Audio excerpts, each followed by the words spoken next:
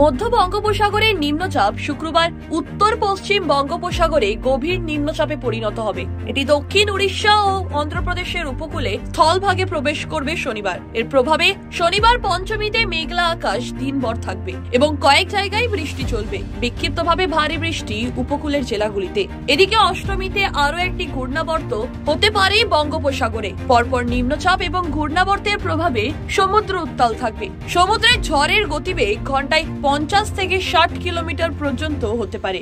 মৎস্যজীবীদের রবিবার পর্যন্ত সমুদ্রে যেতে নিষেধাজ্ঞা জারি করা হয়েছে। আগামী 5 থেকে 7 দিন বিক্ষিপ্তভাবে বজ্রবিদ্যুৎ সহ বৃষ্টির সম্ভাবনা দক্ষিণবঙ্গে। ভারী বৃষ্টির সম্ভাবনা উপকূলের দক্ষিণ 24 পরগনা, পূর্ব পশ্চিম মেদিনীপুর, বাঁকুড়া ও ঝাড়গ্রামে। বৃষ্টির পাশাপাশি ঘন্টায় 30 থেকে 40 কিলোমিটার গতিবেগে বইবে দমকা ঝড় ও বাতাস। পুজোর মুখেই বঙ্গোপসাগরে তৈরি হচ্ছে নিম্নচাপ। বৃহস্পতিবার বিকেলে ঘূর্ণাবর্ত নিম্নচাপ অঞ্চলে তৈরি হবে। উড়িষ্যা এবং অন্ধ্রপ্রদেশ উপকূল দিয়ে সেই নিম্নচাপ স্থলভাগে প্রবেশ করবে শনিবার। উত্তরবঙ্গে ভারী বৃষ্টির পূর্বাভাস মালদা, উত্তর দিনাজপুর, কোচবিহার, জলপাইগুড়ি ও আলিপুরদুয়ারে। পার্বত্য এলাকার জেলাগুলিতে বজ্রবিদ্যুৎ সহ বৃষ্টি চলবে রবিবার পর্যন্ত।